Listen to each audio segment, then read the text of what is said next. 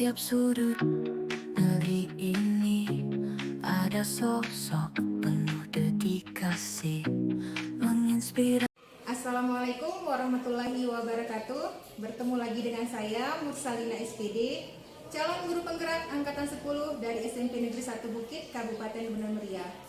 Hari ini saya akan mewawancarai ibu kepala sekolah kami yang sudah sangat berpengalaman di dunia pendidikan dan sudah sangat berdedikasi dalam dunia pendidikan, dan beliau adalah kepala sekolah dari sekolah penggerak. Kita sapa Ibu Dr. Anda Juraini. Assalamualaikum Bu. Waalaikumsalam Bu Mursalina. Gimana kabarnya Bu? Alhamdulillah baik untuk hari ini. Begitu juga Ibu ya. Sehat Bu ya? Sehat Bu, alhamdulillah. Bu, hari ini kita akan wawancara dengan tema pengambilan keputusan yang berbasis nilai-nilai kebajikan sebagai seorang pemimpin ya Bu. Adapun hal-hal yang ingin saya tanyakan Bu, selama Ibu menjadi kepala sekolah, bagaimana mengidentifikasi kasus-kasus yang merupakan dilema etika atau rujukan moral Bu? Terima kasih Bu Mursalina. Seperti yang kita rasakan saat ini, kalau dalam dunia pendidikan itu, terutama di sekolah, pasti kasus-kasus dilema etika itu dan rujukan moral itu pasti kita alami bersama. Jadi untuk istilahnya mengatasi permasalahan-permasalahan yang terjadi itu, maka di sini di lembaga suatu pendidikan itu terutama ada saya, ada guru, ada siswa. Jadi untuk menghadapi permasalahan dilema etika atau rujukan moral itu, ini kita terlibat semua warga sekolah untuk istilahnya mencapai tujuan,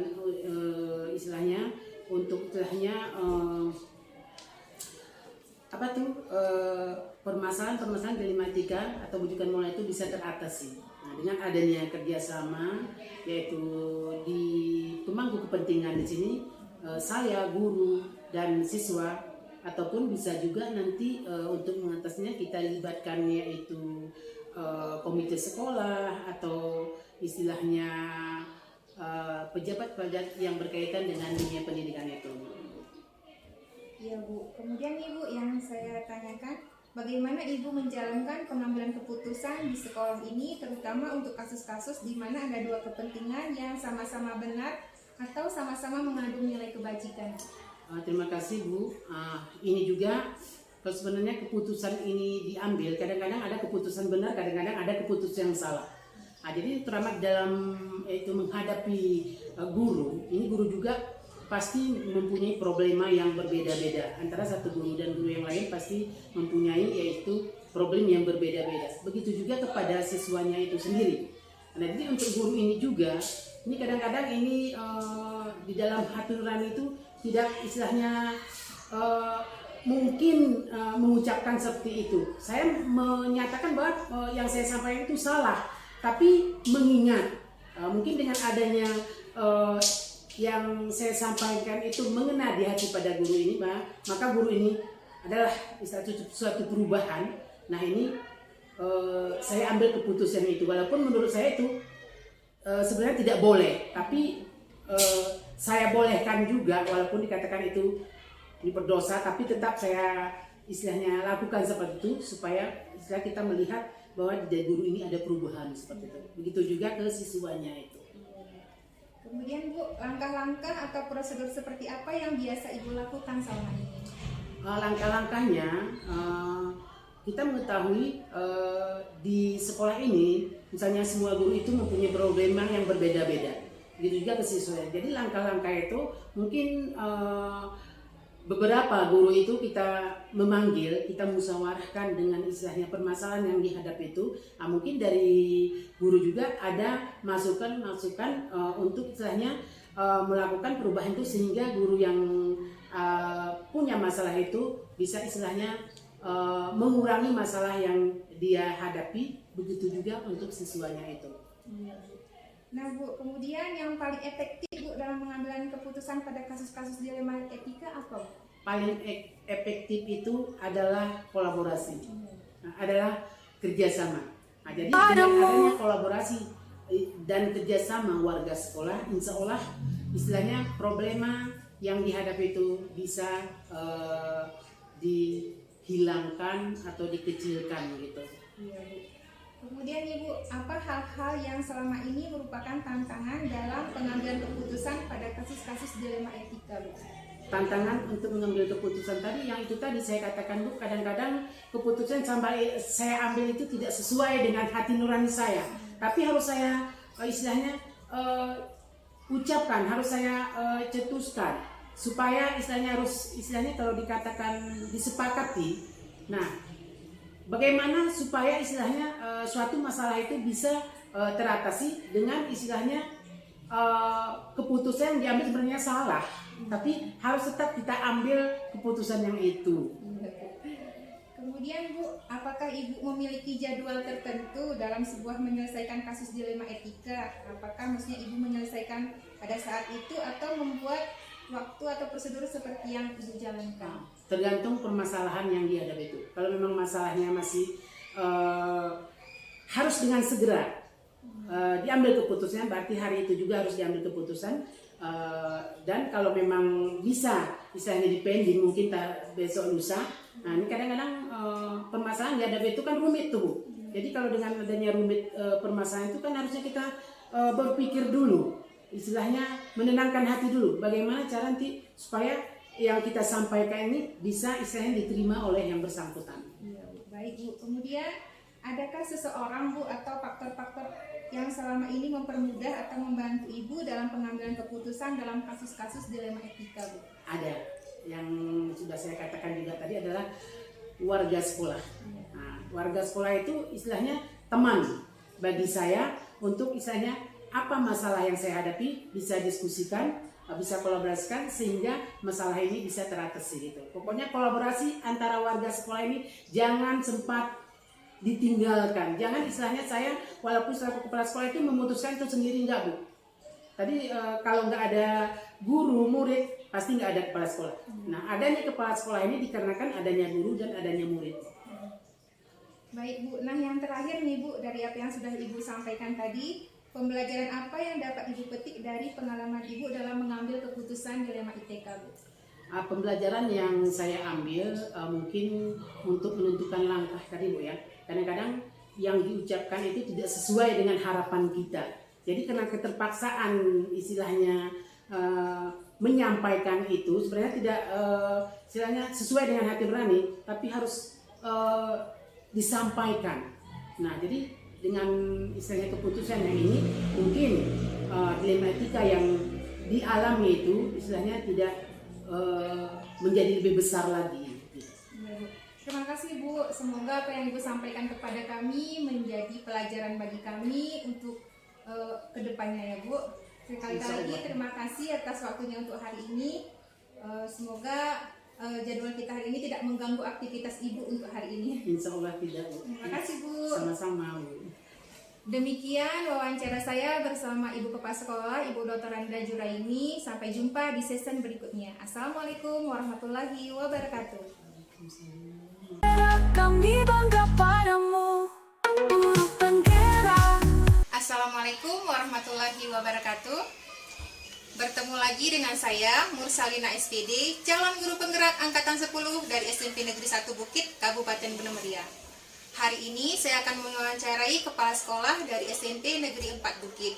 Beliau adalah kepala sekolah favorit saya, sekaligus ibu kepala yang sangat berdedikasi dan sangat berpengalaman di dunia pendidikan.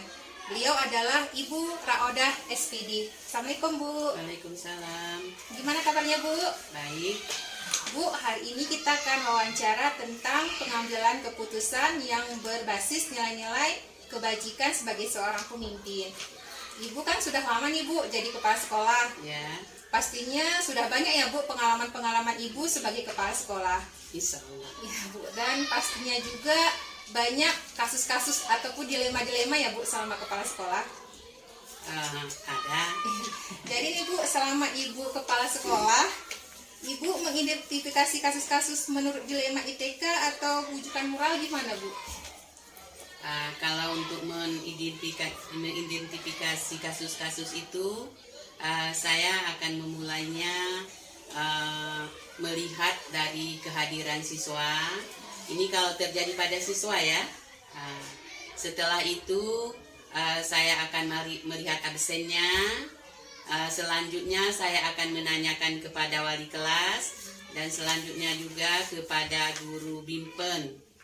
Pada akhirnya kasus itu akan ditemukan saat semuanya sudah terangkum dan guru bimpen akan mengadakan, saya suruh kunjungan rumah. Iya, Bu. Begitu. Iya, Bu. Jadi kolaborasi juga ya, Bu, dengan LBK dan Dewan Guru. Iya. Nah, Bu, selama Ibu menjalankan pengambilan keputusan di sekolah ini, terutama untuk kasus-kasus di mana ada dua kepentingan yang sama-sama benar atau sama-sama mengandung nilai kebajikan, bagaimana, Bu? Untuk kasus yang ini, saya akan melihat akar permasalahannya. Apabila akar permasalahannya itu, kita contohkan saja kepada siswa yang sering tidak hadir ya. Di sini kita akan dalam kunjungan rumah tadi kita akan mendapatkan apa kasusnya yang sebenarnya.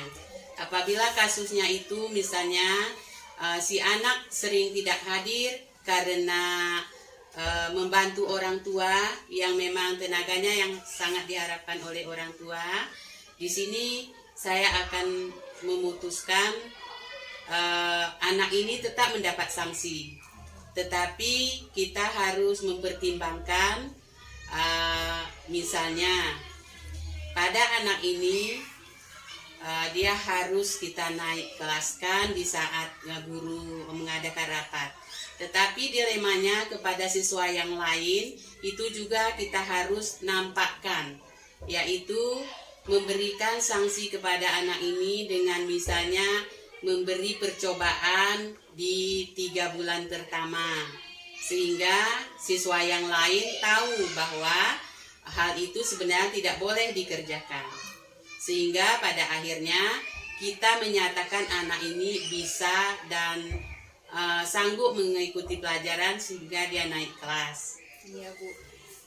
Kemudian, Bu, langkah-langkah atau prosedur seperti apa yang biasa Ibu jalankan di sekolah ini, Bu?